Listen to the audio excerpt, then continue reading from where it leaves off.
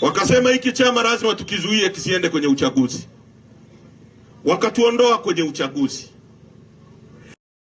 Kuna hii narrative, huu usemi unasemwa kwamba Chadema, chama changu cha zamani, wamezuiwa na serikali kwenda kushiriki uchaguzi.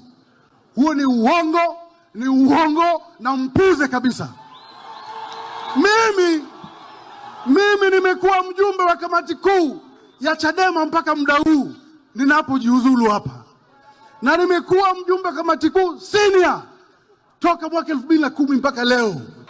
Tarehe 20 mwaka huu Januari tulikuwa Dar es Salaam, tukafanya kitu kinaitwa baraza kuu ya chama. Baraza kuu ikatoa mapendekezo, tukapeleka kwenye mkutano mkuu wa chama, wote tukakubaliana kwamba Chadema sisi tushiriki uchaguzi. Sasa nani amekatalia kushiriki? Sisi ni sisi tulikunja, sisi tuliamua kuweka mpira kwa pani, tumeogopa tukaenda.